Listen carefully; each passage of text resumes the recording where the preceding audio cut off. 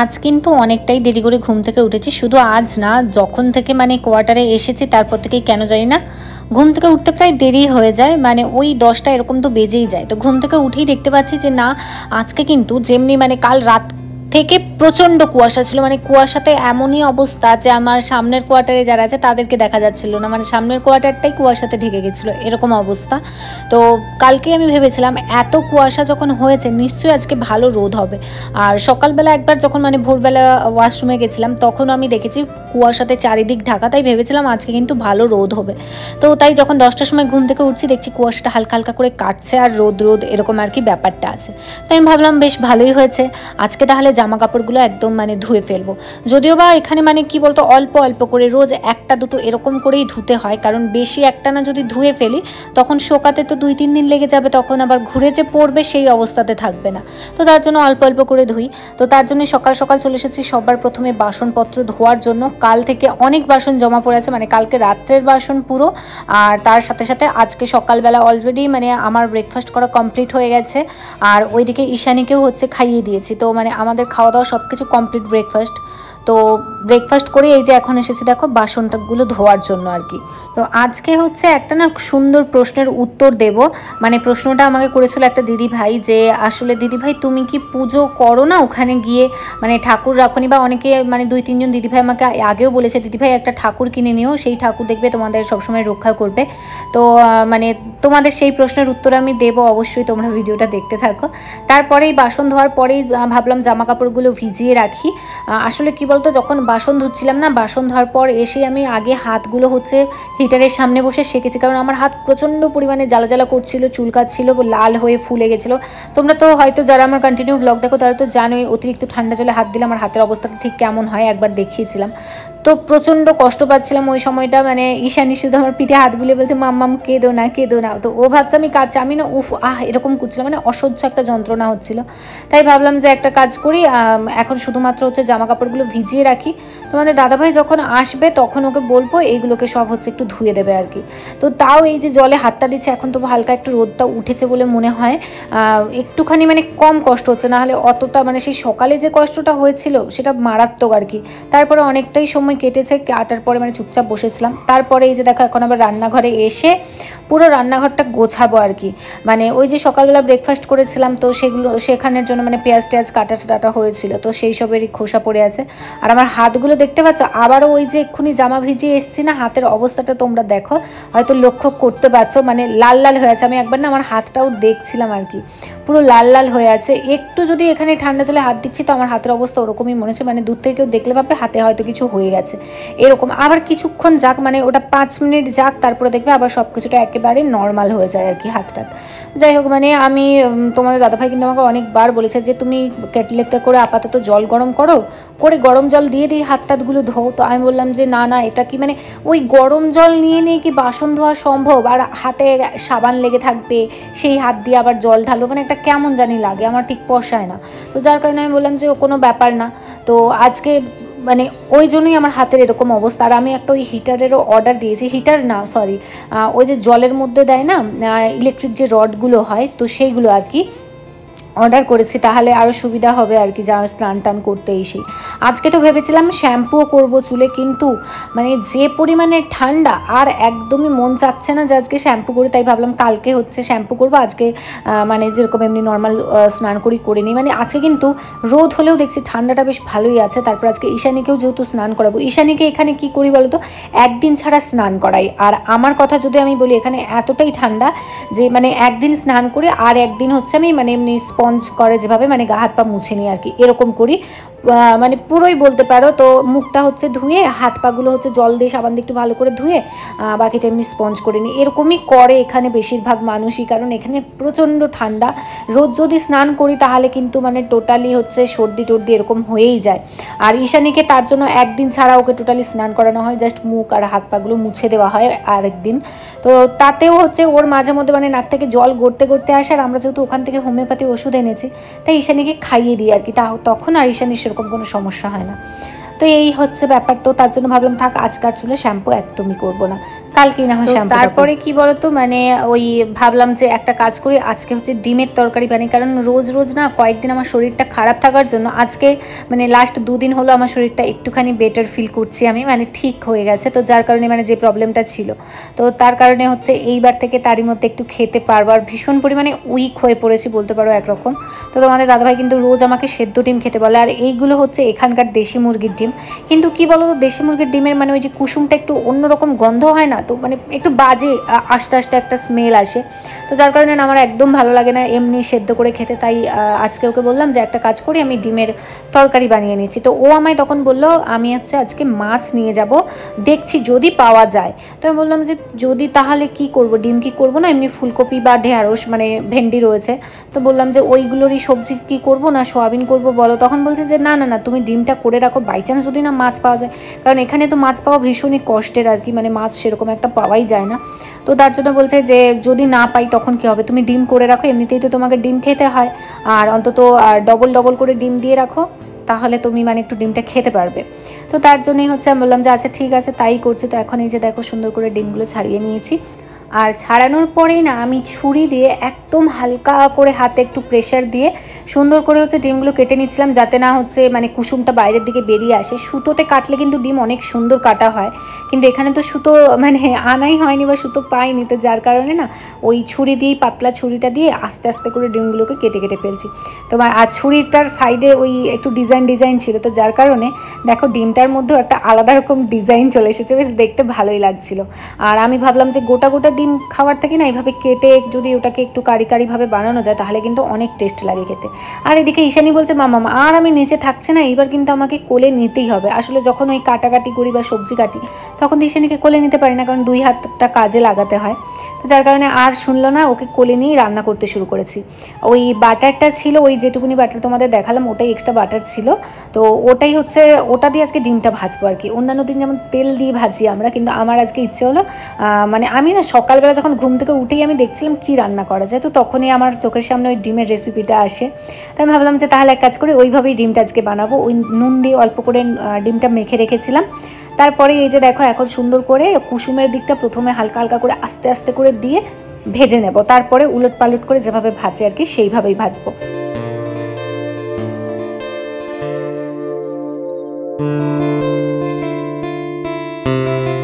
তো ব্যাস এই যে দেখো ডিমগুলো কিন্তু আমি সবগুলো উল্টে উল্টে দিয়েছিলাম, আর এখন এগুলোকে সোজা করছে মানে আরেক দিক করে উল্টোচ্ছে আর কি। এক পিঠ আমার সুন্দর করে ভাজা হয়ে গেছে ডিমগুলো, তাই এখন উল্টো দিকের পিঠটা যেটা রয়েছে সেই দিকটাও সুন্দর করে ভেজে নিচ্ছি। চলো ডিমগুলো এদিকে ভাজা হতে থাক, আর ততক্ষণে আমি তোমাদের সাথে শেয়ার করি যে মানে যেই 2-1জনের প্রশ্ন ছিল আর কি, আর সেখানে দেখেছি অনেকগুলো লাইকও পড়েছে, তার মানে হয়তো অনেকেরই এটা জানার ইচ্ছে যে আমি কি এখানে এসে এখনও পুজো কি করি না, আমি মানে ঠাকুরপত্র কি সব ছেড়ে দিয়েছি নাকি আর পুজো করছি না এখানে এসে। না না এরকম কিছুই ব্যাপার না, আমি আসলে কিন্তু অর্ডার দিয়েছি ওই যে ঠাকুরের যে মানে সিংহাসন হয় না, তো ওই সিংহাসনগুলো অর্ডার দিয়েছি, যেটা হচ্ছে ওয়ালের সাথে সেট করতে পারবো। তো ওটা খুব সম্ভবত আমার কাল বা পরশুর মধ্যেই আসবে, ডেলিভারি ডেট এরকমই দেওয়া আছে, 8 তারিখ ডেটটা আছে, তো এবার হয়তো আগে আসতে পারে। তো যদি চলে আসে তো খুবই ভালো, তোমাদের সঙ্গে তো শেয়ার করবই। আর তার আগে না আমরা দোকান থেকে হচ্ছে ওই বেশ কিছু ঠাকুরের পট কিনে এনেছি, তো সেটা দিয়েই আপাতত হচ্ছে গিয়ে মানে পুজো করছি বলতে আমি তো আসলে এখানে সবে মাত্র হলো 5 দিন, ধরো 31 তারিখ লাস্ট রাত্রে আমরা এসেছিলাম, মানে সন্ধ্যাবেলা এখানে এসেছি। তো তারপর থেকে না আমার সাথে এখনও পর্যন্ত কোয়ার্টারে সেরকম কারোরই সাথে সেভাবে পরিচয় হয়নি, তাই আমি জানি না এখানে কোথায় ফুল পাবো। আর নিচে যতজন আছে এখানে না শীতকালে ফুল পাওয়াটাও একটু মুশকিল, মানে যেটা দেখতে পাচ্ছি। এর আগেও আমি যেখানে ছিলাম ওখানে কিন্তু ফুলের গাছ অনেক ছিল, কিন্তু ফুল ওখানে হতো না, এরকম আর কি ব্যাপারটা। আর এখানেও হচ্ছে সেম দেখলাম, মানে অনেকে টবে টবে ওই মানে কোয়ার্টারের বাইরে দেখলাম যে টবে টবে হচ্ছে ফুল টুল রেখেছে, কিন্তু কি বলতো ওগুলোতে একটা তো ফুল ফোটেনি আর কি, গাছপালা অনেক লাগিয়ে রেখেছে। তো তাই আমার তো কারোর সাথে পরিচয় নেই যে ফুল পাবো, তাই আমি তোমাদের দাদাভাইকে বললাম ওই যখন ঠাকুরের পট না মানে ওই সিংহাসনটা কিনে নেব, তো তারপর এক কাজ করব ওটাকে দেওয়ালে রেখে যে আমরা ঠাকুরের যে পটগুলো কিনে এনেছি সেগুলো তোমাদের সাথে শেয়ার করব। সেগুলো কিন্তু অলরেডি আমার ঘরের দেওয়ালে লাগানো আছে, আর ওখানে রোজ হচ্ছে মানে ধূপ দিয়ে পুজো করা হয়। তো আমি বললাম যে যখন ওগুলো নিয়ে চলে আসবো তখন এখনও প্রদীপটা আমরা কিনিনি, তো বললাম যে ওটা চলে এলে প্রদীপ নিয়ে নেব, আর তারপরে হচ্ছে শুধু ওই রোজ প্রদীপ জ্বালিয়ে একটুখানি ধূপ দিয়ে আর কি ওখানে পুজোটা সেরে নেব। কারণ এখানে ফুল পাওয়া খুবই মুশকিল, তো এরকমই আর কি ব্যাপারটা তোমাদের সঙ্গে দেখাবো যে কি ঠাকুরে এনেছে না এনেছে, এখানে যেটা পেয়েছে আর কি সেইভাবেই। আমরা হচ্ছে যতই বলো না কেন, আমার কাছে ধর্মটা বড় নয়, তবুও কি বলো তো ছোটোবেলা থেকেই যেহেতু আমরা দেখে আসছি মা মানে কাকিমাদের পুজো করে আসতে, বা আমরাও সেইভাবেই বড় হয়েছি, তো তার জন্যই আর কি পুজো ছাড়া কি আর থাকা যায়, বা ঠাকুর নেই একটা ঘরে তখন মানে একটা কেমন কেমন জানি লাগে, যেন মনে ভূতের বাসা এরকম আর কি মনে তো হয়ই হয়। আর ঠাকুর থাকলে সত্যি আমরা সব দিক থেকেই একটা নিরাপদ থাকি, সুস্থ থাকি, তো সেটা আমিও মনে করি। তো তার জন্যই হচ্ছে ঠাকুর তো অবশ্যই মানে সিংহাসন অর্ডার দিয়েছে, আজকালের মধ্যেই হয়তো চলে আসবে। আশা করি হয়তো আমার প্রবলেমটা অনেকেই বুঝতে পারছো যে কি বলতে চাচ্ছি আমি, মানে কি ব্যাপারটা আর কি। তোমায় ডিম খাওয়াচ্ছে, বলে আস্তে খাও, অত একসাথে দিও না। পাপা ভালো ভালো কি মারছে? গুড়ি আর মিরানি আজকে আমাকে কি খাওয়াবে গো? আমি তো ডিম খাওয়া বলে ডিমের কষা বানাচ্ছি, আর তুমি তো এদিকে মাছ নিয়ে হাজির। অনেকদিন পরে আজকে মাছ পেয়েছি না? হ্যাঁ, আমরা আজকে মানে এখানে আসার পর প্রথম আমি জম্মুতে মাছ খাবো।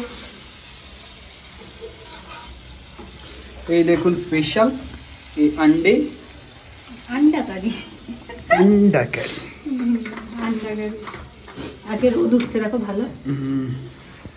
আর এই যে এখনো মাশরুম পড়ে আছে, আর যেটা আমি ভেবেছিলাম ডিম আর মাশরুমটাই করব, আর এর মধ্যে মাছ, কিন্তু তারপরে ভাবলাম থাক, যখন মাছ এনেছে এর মধ্যে ফুলকপি, ফিশ ফিশ, চিকেন চিকেন কালকে খেয়েছো? ডিস্কে আর রিমি সামন্ত আমাকে রান্না করে, সামন্ত ঠিক ঠিক সামন্ত মানে সরি রিমি সামন্ত জানাবো, কথাটা কমপ্লিট করতে দেয়নি তোমার দিদিভাই। তোমার দিদিভাই একটু স্পিড তো বেশি। আচ্ছা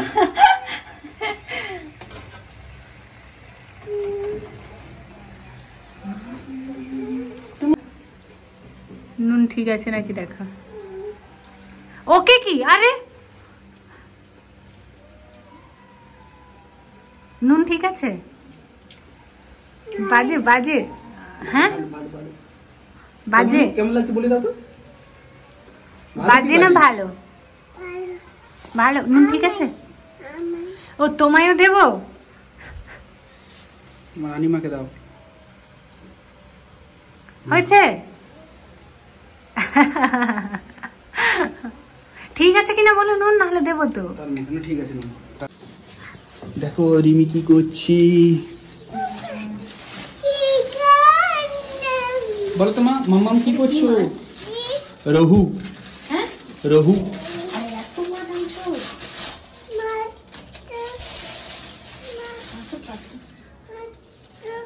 এত মাছ, পুরো মাছ নিয়েছো নাকি? হ্যাঁ পুরা মাছই দিবে, আধা থোড়ি কেটে দিবে। ইস ওটা পরিষ্কার করে নিতে হবে না। ইস কি মানে এখানে কিরকম দেখো। আরে কি আর করবো, না মাছ এমনিতে ভালো দেখো। এমনিতে তো নরম একদম। আরে ফ্রিজে রাখছিল। ঠিক আছে না, আরে ভালো মাছটা। আচ্ছা ঠিক আছে। রিমির মুখটা দেখো কেমন ভাবে ঘৃণা করতেছে। তো এই যে দেখো এইদিকে হচ্ছে মাছগুলো ভাজা করছে তোমাদের দাদাভাই এসে, তারপরে ও আবার রান্নায় লেগেছে। আমার মোটামুটি ভাত তরকারি কমপ্লিট, তারপরে এসে মাছগুলো ভাজছে আর কি।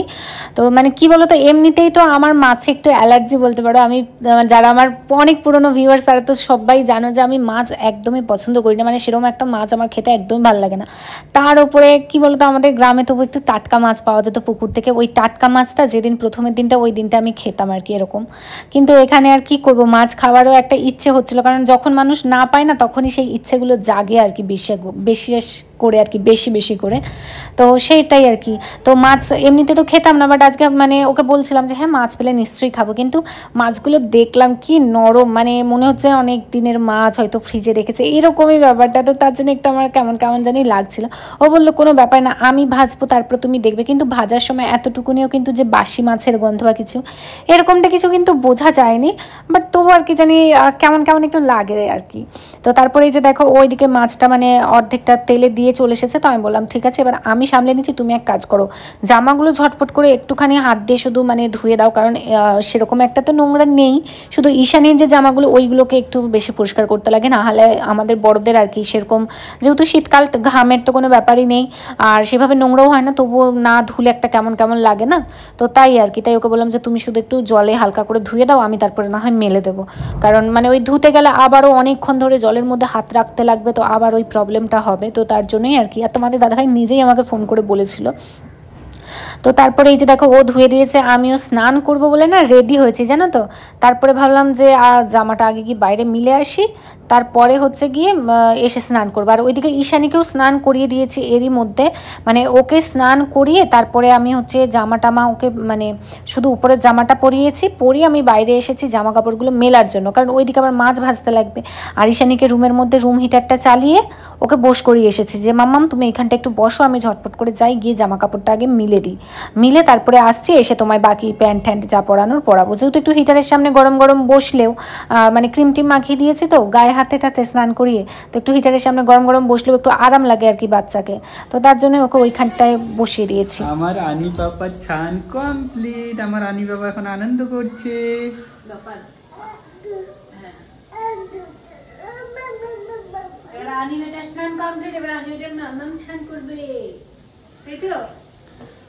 আমার আনি বেটা আমাদের ঠাকুর দেখিয়ে দাও তো, কারণ জিজ্ঞাসা করছিল ঠাকুর পূজা করি।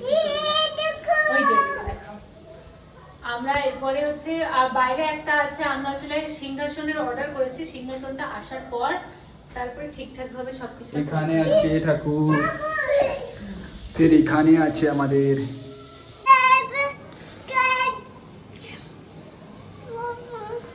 দেখি আমার মামাকে দেখি ছিল দুম। এইদিকে ঈশানীর